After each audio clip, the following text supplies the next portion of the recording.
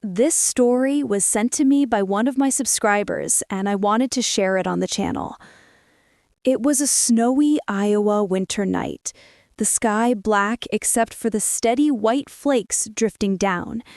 There was no wind, no sound, just the quiet cold settling over the old metal bridge that crossed the Wapsipinicon River in rural Lynn County. I was driving my 2001 Pontiac Sunfire with my girlfriend Megan in the passenger seat and my best friend Floyd in the back. We decided to stop on the bridge, turn off the engine, and sit for a moment in the stillness. The instant the engine went silent, something unseen began to push the car. The movement was slow, steady, and unmistakable. None of us spoke at first. We simply stared at each other, realizing the car was moving even though the engine was dead and no one was touching the pedals. The bridge was completely silent, yet we were being pushed across it, inch by inch, until we reached the other side. We didn't wait around to question it. As soon as the tires hit solid ground beyond the bridge, I started the engine and drove away as fast as the snowy roads allowed. We didn't calm down until we were miles away, and even then, none of us were ready to get out of the car. When we finally pulled over, shaken and trying to make sense of what happened, I stepped out to check the vehicle. That's when I saw the handprints. All over the back window, the bumper, and the tailgate were dozens of small handprints, child size. Some larger, some smaller, but all unmistakably from small hands pressing against the car. Megan and Floyd hadn't left the vehicle once, and the snow should have covered any old prints long before we arrived. These were fresh, clear, and chilling. I don't know what pushed us across that bridge, but the only explanation that makes sense is that something, or someone, wanted us to get across safely. Maybe it really was the spirits of children who died there long ago, still helping travelers avoid the same fate. I can't fully explain it, but as a grown man who has never been interested in ghost stories, I know what I saw, and I know what I felt. It was real. Thank you to the subscriber who sent in this terrifying story. If you have a story to share, send it in and it might be featured next. This story was sent to me by one of my subscribers, and I wanted to share it on the channel. There's a river near a quiet part of town where the water is calm enough to drive on in the winter. I go there when my thoughts get loud and I can't find peace anywhere else. One night was different, though. I had gone to the river alone after a breakdown, lying in the back seat of my car. My friends and I had fought over something trivial, something I don't even remember now. A month later, I found myself sitting in this same spot, staring at nothing. Within seconds, every car that had been parked around me was suddenly gone. No engines starting, no doors closing, no movement. Just gone. I sat up, confused, and that's when the smell hit me. The air outside was sharp and chemical, so strong it almost hurt to breathe. It reminded me of the acrid smell in high school chemistry class when you were dumb enough to lean too close to a beaker. I looked at the river, once clear and peaceful, now rusted and sick-looking, as if something toxic had seeped through it. Then I saw the cars. They were parked across the river in the forest, clustered together as if they had been driven there on purpose. And the people? They were all standing between the trees, facing me. Completely still, not moving, not speaking, barely even breathing. They just stared. I didn't dare get out of my car. I tried to start the engine, desperate to leave, but it kept stalling. The check engine light came on, so I grabbed my information chart from the glove compartment. Nothing was wrong. No issues with the battery, no oil warnings, no flat tire. Everything should have worked. My phone, somehow, was the only thing functioning normally. I reached for it and immediately messages started pouring in, dozens of them, from unknown numbers. Every single one was telling me the same thing, over and over: get out. I looked out the window again and jerked back in terror. The people were now standing in a circle around my car, each one holding a phone pointed toward me. I realized I had been crying without even noticing, trying again and again to start the car. After 5 minutes of failure, I crawled into the back seat and sobbed until my body gave out. I don't know how much time passed before I noticed the smell was gone. Voices drifted outside my car. I sat up, slowly, expecting to see that circle of silent figures, but instead, the parking lot was full again. The same people were back in their cars. The river was clear. Everything was normal. I have no explanation for what happened. I still go to the river, but never at night. Maybe I lost touch with reality for a moment. Maybe it was something else entirely. I've never told anyone until now because I don't want to be judged. But deep down, I still want answers. I want to know if anyone else has ever seen something like that. Thank you to the subscriber who sent this terrifying story. If you have a story to share, send it in and it might be featured next.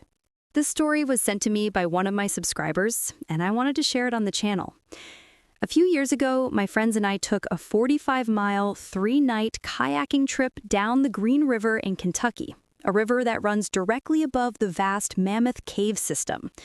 We brought everything we needed in our kayaks and one canoe, carrying food, tents, water filtration, and all our gear.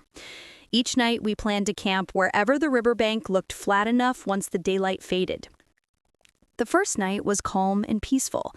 The tree line rose like a dark wall against the sky, lit only by thousands of fireflies. It felt like floating in the middle of a quiet, glowing world. On the second evening, just as the sun was setting after a long day of paddling and baking in the July heat, we came upon a stream opening into a large ravine. The water pouring out of it was a cave spring, icy cold in a deep blue that turned black just a few feet below the surface. The spring opened into a 30-foot wide lagoon with long sandy beaches, surrounded by hills and a tall cliff looming overhead. It was beautiful and strangely silent, almost like time moved slower there. Even though the place made me uneasy for reasons I couldn't explain, we decided to camp there. The sand was soft, white, and perfect for sleeping on. Everyone was in good spirits, so I ignored the feeling in my gut. We built a small fire and watched the stars through the leaves before settling into our tents. I slept deeply until around 5 a.m. when I woke up needing to relieve myself. It was still dark. I unzipped my tent halfway and poked my head out. That's when I heard it, a loud, awful roar or scream somewhere in the distance. I jerked back inside and zipped the tent shut as fast as I could. I barely had time to process the sound before it came again, this time from about 10 feet to my left near the fading fire. It was high-pitched, but not like an owl. It wasn't quite an animal screech either. It sounded pained, rising sharply before dropping into a low, drawn-out end. In the middle of nowhere in Kentucky, it could have been a fox, a boar, or some kind of bird, but nothing I'd ever heard matched it. I lay awake for an hour listening, but after that final scream, the forest was completely silent. Not a twig snapped, not a leaf moved, and whatever had been near our fire made no sound as it left. Up the beach near the lagoon was a small cave opening, barely 3 feet wide. I couldn't shake the thought that something had crawled out of it. Something old. Something curious. Something that had watched us sleep. Eventually, I drifted back into an uneasy sleep. When I woke up, shaken, I asked my friends if they had heard the scream, but none of them had. We moved on down the river and paddled throughout the 3rd day. When dusk approached, we reached a large rocky beach and decided to camp there. The river split into 2 at this point, and in the middle sat a cluster of pale rocks, tall grass, dried branches, and muck, an island the size of a football field filled with jumping sand spiders and tiny frogs. It looked like it belonged in another world. We set up our tents and went to bed. I don't know how long it was quiet, maybe 20 or 30 minutes, but I drifted off quickly. Then my dream broke apart with a thunderous crash. I shot upright as a booming, mechanical, wooden-sounding impact shook the entire area. It echoed through the valley like a massive structure collapsing. A second boom followed, rolling across the river. Birds scattered, animals fled, and all of us jolted awake. The silence afterwards was absolute. None of us dared shine a flashlight toward the woods or the riverbanks. Eventually, we convinced ourselves it must have been a falling tree, and tried to go back to sleep, though none of us believed that explanation. In the morning light, we searched the area. No fallen trees, no broken branches, no disturbed ground. Nothing at all that could explain a sound powerful enough to shake the river valley. It had a strange metallic quality, almost like something alive had roared through metal and wood. We packed up and finished the last stretch of the river without incident. Even today, my friends and I still talk about that trip and all the strange things that happened. We repeated the same route a couple of years later, but nothing unusual happened that time. No screams, no crashes, no mysterious creatures. To be honest, I was a little disappointed. Thank you to the subscriber who sent in this terrifying story. If you have a story to share, send it in and it might be featured next. This story was sent to me by one of my subscribers, and I wanted to share it on the channel. In 2012, when I was 17, my friend and I decided to go running along the river in Sacramento, California. It was a beautiful afternoon, and we chose a path that ran through a dense stretch of trees and bushes.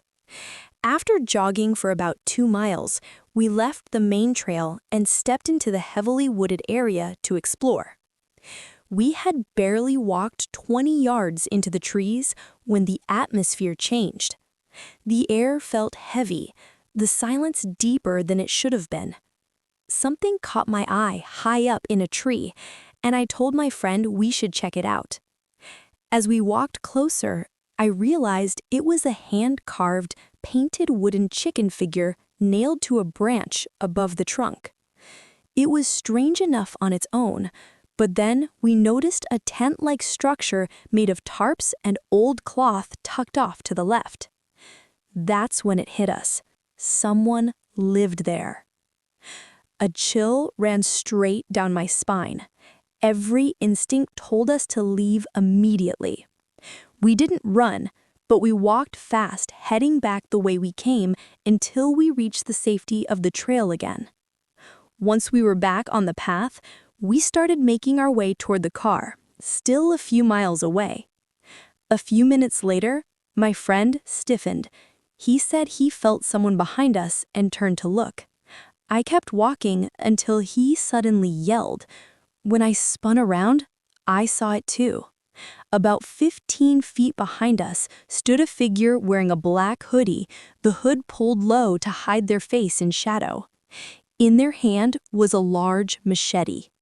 I could see at least 10 inches of the blade sticking out from the sleeve, and the person's hands were filthy, like they had been living outdoors for a long time. The machete could have been even longer, only part of it was visible. Adrenaline hit us harder than anything I'd ever felt. We bolted, full sprint. We didn't look back for several seconds, and when we finally did, the figure was chasing us. They followed for at least 200 to 300 feet before stopping and retreating back into the woods. When we reached our car, breathless and panicked, we immediately called the police. Officers searched the area but never told us whether they found him. To this day, we have no idea who that person was or what might have happened if we hadn't turned around at that exact moment. One thing is certain, we never hiked along that part of the river again. Thank you to the subscriber who sent this terrifying story. If you have a story to share, send it in and it might be featured next.